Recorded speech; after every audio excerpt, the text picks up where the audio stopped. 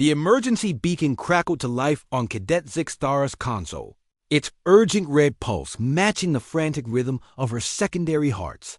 The navigation system had failed spectacularly during what should have been a routine atmospheric survey.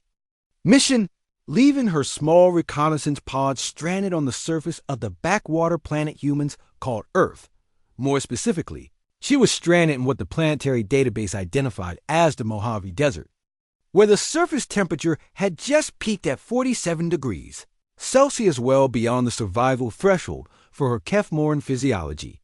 Her cooling suit's reserves were already down to 30%, and rescue wouldn't arrive for at least 18 standard hours.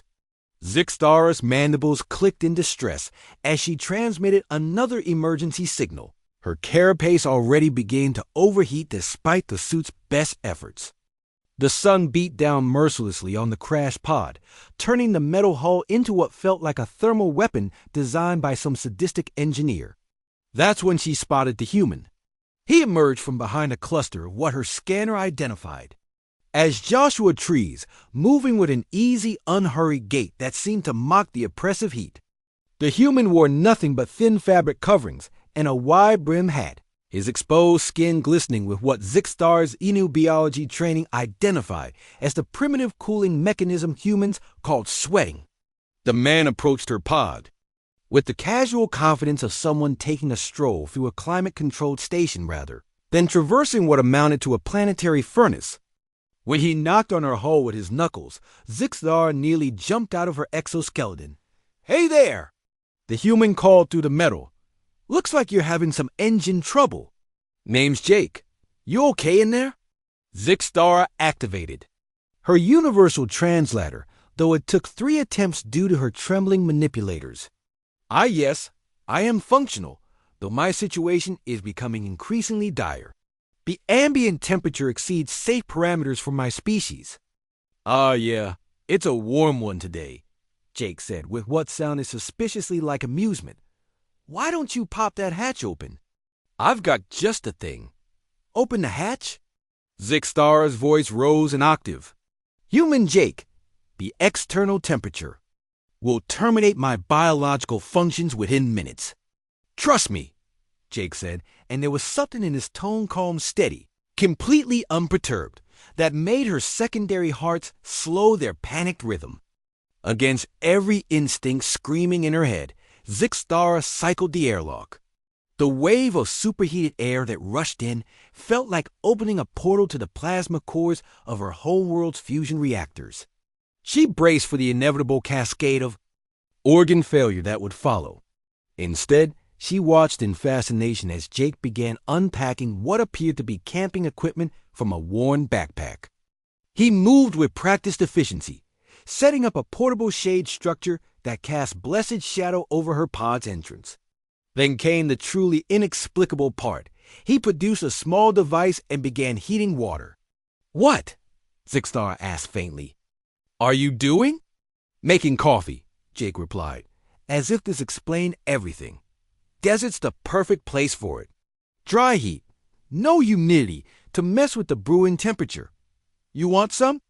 "You are preparing a heated beverage," she said slowly, "in environmental conditions that should render you unconscious, if not deceased." Jake grinned, his teeth startlingly white against his sun-darkened skin. "Lady, my great-grandmother used to make Sunday dinner in Phoenix in July without air conditioning.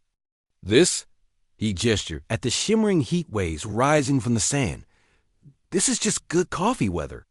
As impossible as it seemed, Jake's makeshift shade actually provided relief.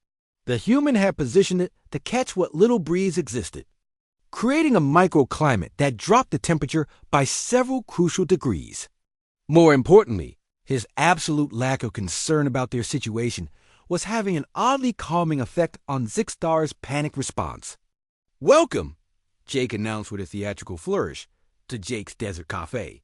Today's special is Ethiopian single origin with a side of existential crisis management. The view comes complimentary." Despite herself, Zixtara found her mandibles twitching in what her species considered amusement. "This is highly irregular." "Best kind of irregular," Jake said, pouring steaming coffee into a metal cup that should have been too hot to hold. He didn't even flinch. So, what brings you to my neck of the desert? Tourism?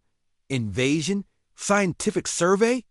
The latter, Zixtar admitted, accepting the offered cup with careful manipulators. The liquid inside was dark and aromatic, and somehow impossibly. Drinking something hot in the blazing desert actually seemed to help. Though I confess, my xenobiology courses never adequately prepared me for this. What? Humans being weird. About temperature. Humans being functional about temperature.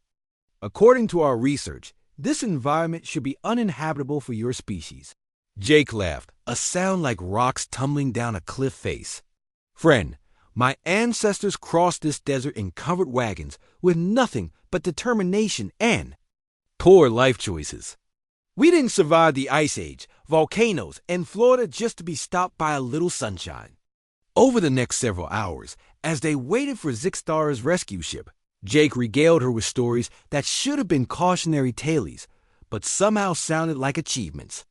Humans who worked in foundries that matched the surface temperature of Mercury.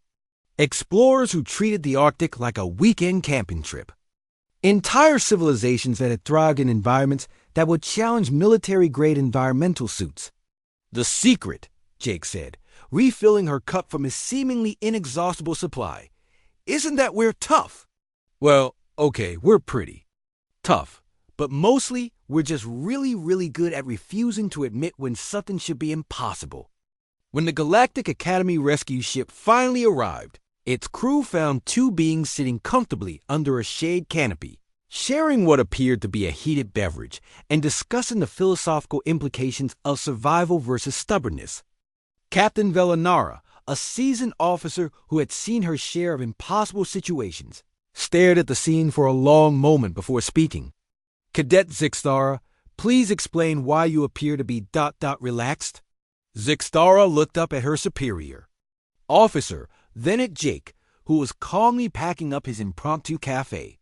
Ma'am, I have learned something important about humans today, which is, they do not simply adapt to hostile environments, she said thoughtfully. They domesticate them.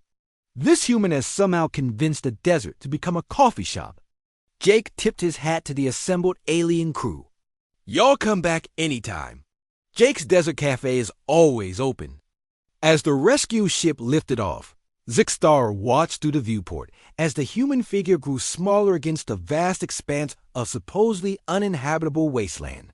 In her final report, she would write that humans didn't conquer their environment through technology or genetic adaptation. They conquered it through sheer, inexplicable audacity and apparently really good coffee.